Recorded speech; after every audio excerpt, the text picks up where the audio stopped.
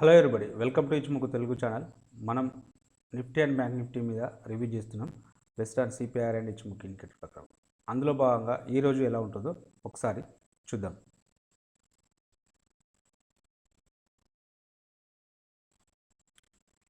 Nifty యొక్క intraday chart analysis చేసినట్టయితే price అనేది సిపిఆర్లో ఓపెన్ అయినప్పటికీ స్లైట్గా గ్యాప్ అప్లో ఓపెన్ అయింది కంపేర్ టు నెట్ క్లోజింగ్ తోటి పోల్చుకున్నప్పుడు.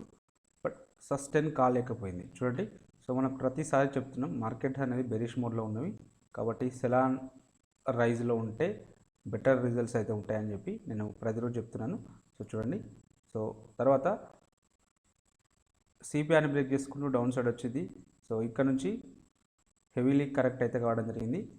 మళ్ళీ ఇలా చాలా వోలటాలిటీ అంటే చాలా వోలటాలిటీ నడుస్తుంది మార్కెట్. ఎందుకంటే ఇంత సెల్లింగ్ వచ్చింది, మళ్ళీ ఇందులో ఇంత 50% ర్యాలీ కూడా అప్ సైడ్ రావడం జరిగింది. ఎవరైతే డౌన్ సైడ్ ఉంటుంది అని చెప్పి పీఈలు తీసుకున్న వాళ్ళకి స్టాప్ లాస్ మొత్తం హిట్ కావడానికి అయితే అవకాశం అయితే ఉంటుంది. ఎనీహౌ ఇంత అంటే అప్ డౌన్ ఇంత వోలటాలిటీ ఉన్నప్పుడు మీరు చేయాల్సింది ఏంటంటే తొందరగా ప్రాఫిట్ బుక్ చేసుకొని బయటకు వచ్చే విధంగా ఉంటే బెటర్ అయితే ఉంటుంది. అంతకుముందులాగా మొత్తం కంప్లీట్గా డే మొత్తం వెయిట్ చేయాల్సిన అవసరం లేదు. సింపుల్గా 1:1.5 1:2 దగ్గర ప్రాఫిట్స్ బుక్ చేసుకొని బయటకు రావాలి. ఇంకా పర్టికులర్గా చెప్పాలంటే స్కాల్పింగ్ స్ట్రాటజీస్ యూజ్ చేస్తే బెటర్ అయితే ఉంటుంది. మనం డిస్కషన్ చేసిన సిపిఆర్ స్కాల్పింగ్ స్ట్రాటజీ ప్రకారం ఎంట్రీ పాయింట్ ఇది అవుతుంది, స్టాప్ లాస్ అనేది అవుతుంది, టార్గెట్ ఇది అవుతుంది. అది ఈజీగా అచీవ్ అవ్వడం అయితే జరిగింది.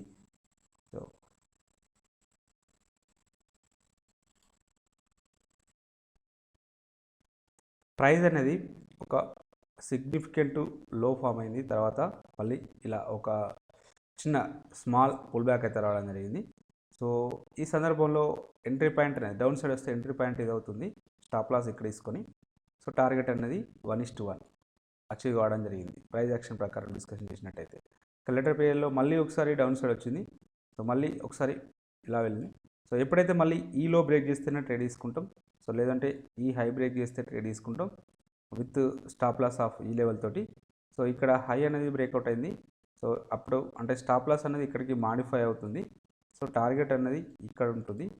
టార్గెట్ అచీవ్ కాలేదు, డౌన్ సైడ్ అయితే వచ్చి స్టాప్ లాస్ అయితే కావడం జరిగింది. మరి ఈ సందర్భంలో మనం ప్రైస్ అనేది ఇలా వెళ్ళింది. మనకు దానికంటే ఈ హై ఫామ్ అయిన తర్వాత దీనికి వెనుక సైడ్ ఉన్న స్వింగ్ లోను మనం కన్సిడర్ చేసినట్టయితే ఇది అవుతుంది స్వింగ్లో. ఈ లో బ్రేక్ చేసుకుంటూ డౌన్ సైడ్ వస్తే మనం ట్రేడ్ అయితే ఇనిషియేట్ చేయవచ్చు. స్టాప్ లాస్ ఆఫ్ ఈ లెవెల్ తోటి, కానీ స్టాప్ లాస్ అనేది హెవీగా ఉన్నది. ఈ సందర్భంలో మనం ఏం చేయొచ్చు, మళ్ళీ అంటే ప్రైస్ అనేది ఇలా పుల్ బ్యాక్ అంటే మళ్ళీ స్లైట్ అప్ సైడ్ రావడం జరిగింది కదా. అప్పుడు ఈ సందర్భంలో ఎంట్రీ పాయింట్ ఇది అవుతుంది, స్టాప్ లాస్ అనేది ఇది అవుతుంది. అప్పుడు ఇక్కడ ఆర్ఆర్ అనేది ఫేవర్గా ఉన్నది. చూడండి, మనం అంటే ఆర్ఆర్ను క్యాల్కులేట్ చేసుకుంటూ ట్రేడ్ అనేది ఇనిషియేట్ చేసినట్టయితే మనకు అంటే మన ట్రేడ్ అనేది మనకు ఫేవర్గా ఉండడానికి అవకాశం అయితే ఉంటుంది. లేదంటే స్టాప్ లాస్ మనం హెవీగా మెయింటైన్ చేయాల్సిన అవసరం అయితే ఉంటుంది. ఇక్కడ టార్గెట్ అచీవ్డ్.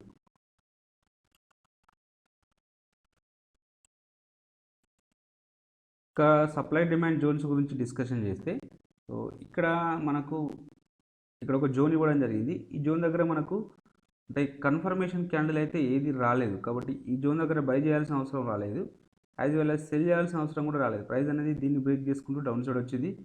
మళ్ళీ పుల్ బ్యాక్ వచ్చింది.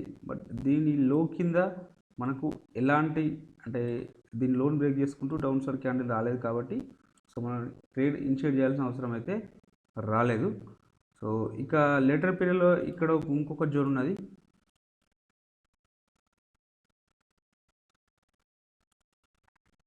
ఈ జోన్ మనం కన్సిడర్ చేసినప్పుడు చూడండి, ప్రైస్ అనేది ఇక్కడికి రావడం జరిగింది విత్ కన్ఫర్మేషన్ క్యాండిల్ అంటున్నాం. కన్ఫర్మేషన్ క్యాండిల్ ఉంటే ట్రేడ్ చేస్తాం. ఈ క్యాండిల్ అనేది కన్ఫర్మేషన్ క్యాండిల్ కాదు, ఎందుకంటే విక్ అనేది అప్ సైడ్ ఉంది. ఇదే విక్ డౌన్ సైడ్ ఉంటే మనం కన్సిడర్ చేస్తాం. చూడండి, ఈ క్యాండిల్ అనేది మనకు కన్ఫర్మేషన్ క్యాండిల్, ఎందుకంటే ఈ విక్ అనేది డౌన్ సైడ్ ఉంది, బాడీ అనేది అప్ సైడ్ ఉన్నది కాబట్టి మనం కన్సిడర్ చేస్తాం. ఈ సందర్భంలో ఎంట్రీ పాయింట్ ఇది అవుతుంది, స్టాప్ లాస్ అనేది ఇది అవుతుంది, టార్గెట్ అనేది దీనికి 1:2 టైమ్స్ అది ఈజీగా అచీవ్ అవ్వడం అయితే జరిగింది. సో అంటే చూడండి, అంటే ఎగ్జాక్ట్గా ఈ లొకేషన్ దగ్గర అంటే కొంచెం స్టాప్ లాస్ అటు ఇటు, కానీ సో ఇక్కడ నుంచి రిజెక్షన్స్ అయితే రావడం జరిగింది. పర్టికులర్గా కన్ఫర్మేషన్ క్యాండిల్, ఎలాంటి క్యాండిల్స్ లేదంటే మంచి బుల్లిష్ క్యాండిల్స్ ఈ లెవెల్స్ దగ్గర ఈ జోన్ పైన మనం క్లోజ్ అయితేనే ట్రేడ్ అయితే ఇనిషియేట్ చేయాలి, లేకపోతే చేయాల్సిన అవసరం అయితే ఏమీ లేదు. సో అది టార్గెట్ అచీవ్ కావడం అయితే జరిగింది. ఇక రేపటి రోజున ఇక్కడ ఒక డిమాండ్ జోన్ ఉంది, ఇక్కడ ఒక సప్లై జోన్ ఉంది. ఈ రెండు జోన్స్ మాత్రమే మార్క్ చేసుకోండి. సో వీటి మధ్య అంటే ప్రైస్ అనేది ఇక్కడికి వచ్చినప్పుడు విత్ కన్ఫర్మేషన్ క్యాండిల్ తోటి ట్రేడ్ ఇనిషియేట్ చేద్దాం.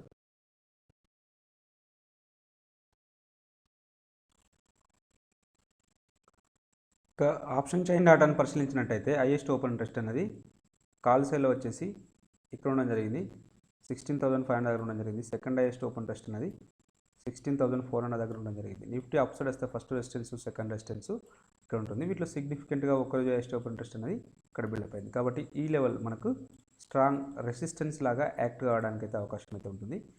అలాగే ఓవరాల్ సినారియోని చూసినట్టయితే షార్ట్ బిల్డప్ అయింది కాబట్టి నెగిటివ్ ఉండడానికి అవకాశం అయితే ఎక్కువగా ఉన్నది. ఇంకా పుట్ సైడ్లో చూసినట్టయితే హైయెస్ట్ ఓపెన్ ఇంట్రెస్ట్ అనేది ఇక్కడ ఉన్నది.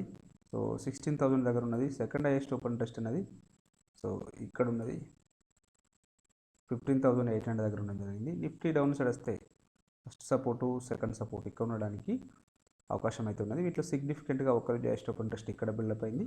కాబట్టి ఈ లెవెల్ మనకు స్ట్రాంగ్ సపోర్ట్ లాగా యాక్టివ్ అవ్వడానికి అవకాశం అయితే ఉంది. అలాగే ఓవరాల్ సినారియోని చూసినట్టయితే సో ఇక్కడ కూడా అంటే షార్ట్ బిల్డప్ అయింది. బట్ ఇక్కడ ఇది లాంగ్ అన్వైండింగ్ జరుగుతుంది, పుట్లో లాంగ్ అన్వైండింగ్ జరుగుతుంది. సో కాబట్టి సో నెగిటివ్నెస్ కంటిన్యూ కావడానికే అవకాశం అయితే ఎక్కువగా ఉన్నది.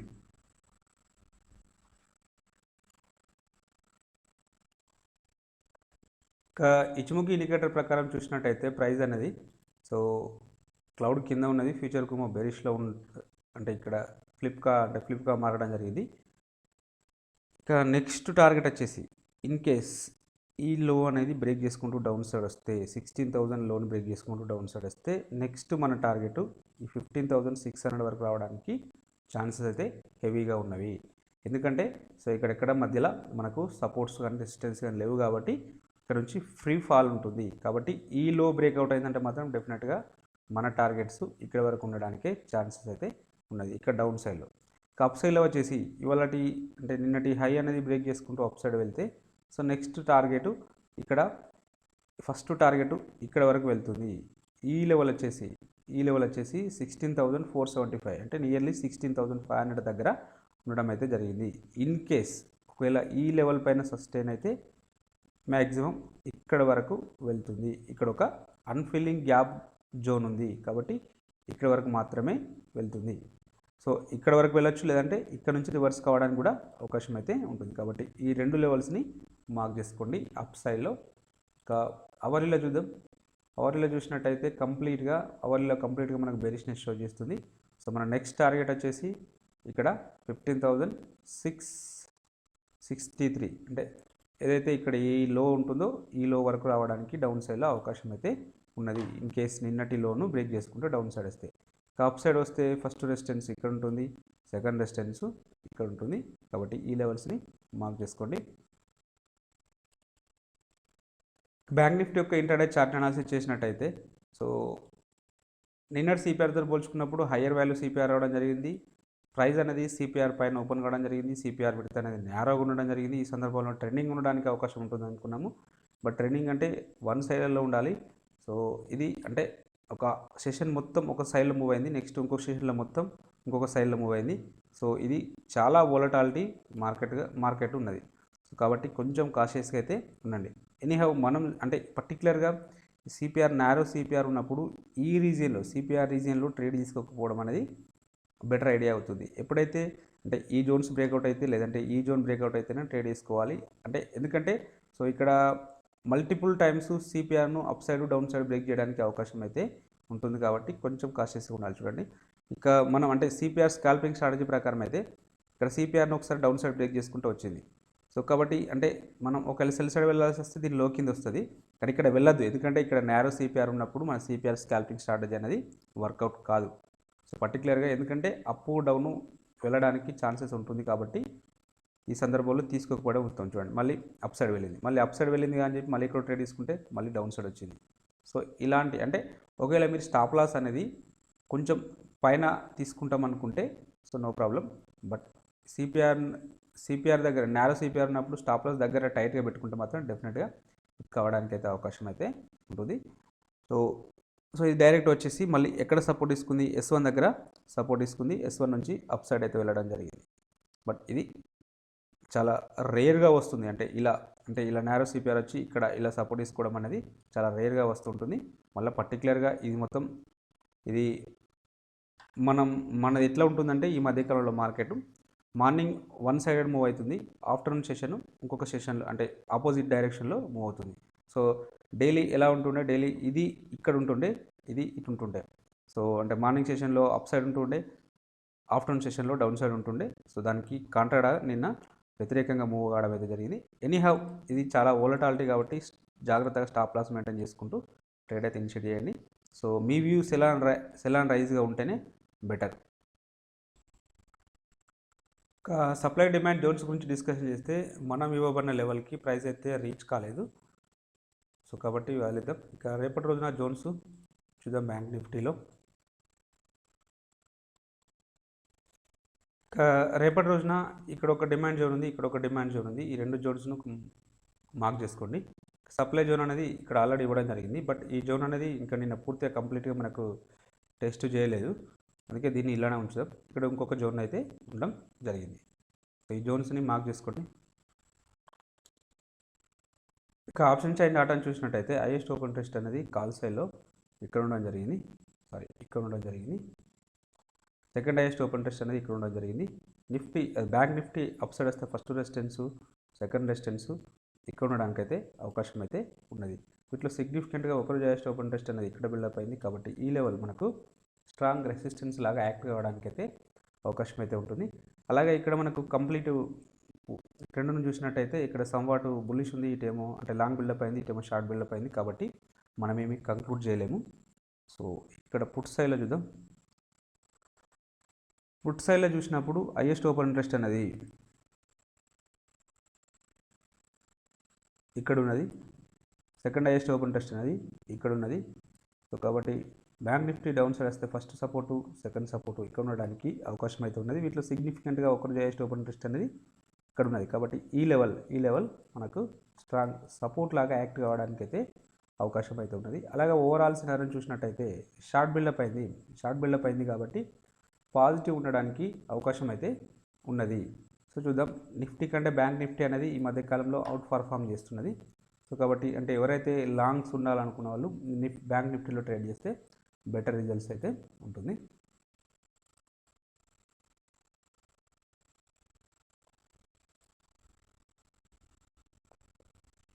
ఇక ఇచ్చిముఖి ఇండికేటర్ ప్రకారం చూసినట్టయితే ప్రైస్ అనేది క్లౌడ్ కింద ట్రేడ్ అవుతుంది. సో కానీ బుల్లిష్ క్యాండిల్స్ అయితే వస్తున్నాయి కంపేర్ టు మనం నిఫ్టీ క్యాండిల్స్ తోటి పోల్చుకున్నప్పుడు. సో ఎనీహౌ ఇక్కడ కూడా అంటే బేరిష్నెస్ అయితే ఉన్నది. ఎప్పుడైతే ఈ క్యాండిల్ యొక్క లో అనేది బ్రేక్ చేసుకుంటూ డౌన్ సైడ్ వస్తే సో నెక్స్ట్ ఫస్ట్ సపోర్ట్ ఇక్కడ ఉంటుంది. ఇన్ కేస్ ఈ సపోర్ట్ అనేది బ్రేక్ చేసుకుంటూ డౌన్ సైడ్ వస్తే మాత్రం డెఫినెట్గా మళ్ళీ ఒకసారి ఈ లెవెల్ను టెస్ట్ చేయడానికైతే అవకాశం అయితే ఉంటుంది. కాబట్టి ఈ లెవెల్ ఇక్కడే ఒక డిమాండ్ జోన్ ఉంది, ఇక్కడ వరకు ఎక్కడ మధ్యలో లేవు. కాబట్టి ఇన్ కేస్ ఈ జోన్ బ్రేక్ అంటే ఈ లో అనేది బ్రేక్ చేసుకుంటూ డౌన్ సైడ్ వస్తే మాత్రం డెఫినెట్గా మనం ఇక్కడ వరకు 32,000 వరకు ఎక్స్పెక్ట్ అయితే చేయవచ్చు డౌన్ సైడ్లో. ఇక అప్ సైడ్లో వచ్చేసి మనకి ఇక్కడ మల్టిపుల్ టైమ్స్ ఈ లెవెల్ దగ్గర చూడండి, ఒకసారి 2 సార్లు 3 సార్లు ఈ లెవెల్ దగ్గర వచ్చేసి రెసిస్టెన్స్ ఫేస్ చేయడం జరిగింది. ఇన్ కేస్ ఒక మంచి అంటే మార్బోజు క్యాండిల్ తోటి ఈ లెవెల్ బ్రేక్అవుట్ అయితే సో నెక్స్ట్ టార్గెట్ ఇక్కడ వరకు వెళ్తుంది, లేదు అంటే ఇక్కడ వరకు వెళ్ళడానికి ఛాన్సెస్ అయితే ఉంటుంది. ఇన్ కేస్ ఇక్కడ నుంచి రిజెక్షన్ అయితే సో నెక్స్ట్ అంటే ఈ గ్యాప్ డౌన్లో ఓపెన్ అయ్యి ఇది వెళ్తే ఇక్కడ వరకు వెళ్తుంది. కాబట్టి అప్ సైడ్లో ఈ రెండు లెవెల్స్ అంటే 35,000 ఒకటి, నెక్స్ట్ ఈ ఎగ్జాక్ట్ లెవెల్స్ వచ్చేసి 35,800 అనే ఈ 2 లెవెల్స్ అనేటివి రెసిస్టెన్స్ యాక్ట్ కావడానికి అయితే అవకాశం అయితే ఉన్నది. కాబట్టి ఈ 2 లెవెల్స్ని మార్క్ చేసుకోండి అప్ సైడ్లో.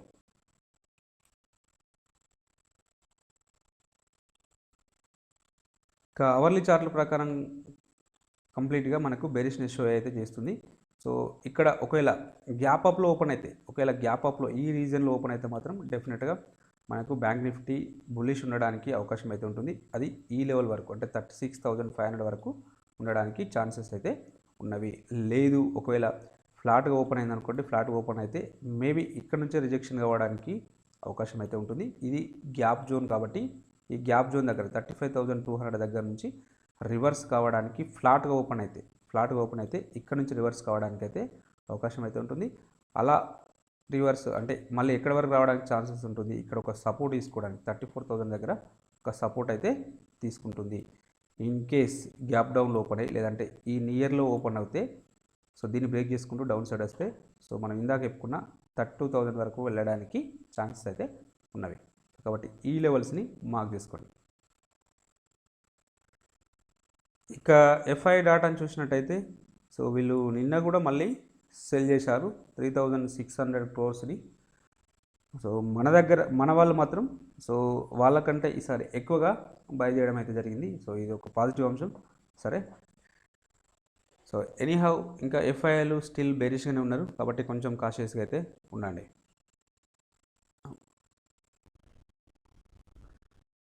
ఇక ఇంట్రాడే పర్పస్లో ఈ స్టాక్స్ను వాచ్ లిస్ట్లో తీసుకోండి. ఇవి నేరో సిపిఆర్ ఉన్నాయి కాబట్టి ట్రెండింగ్ ఉండడానికి అవకాశం అయితే ఉన్నది. మీకు ఈ కంటెంట్ నచ్చినట్టయితే తప్పక లైక్ చేస్తూ షేర్ చేయగలరు, అలాగే సబ్స్క్రైబ్ చేసుకోగలరు. Thank you.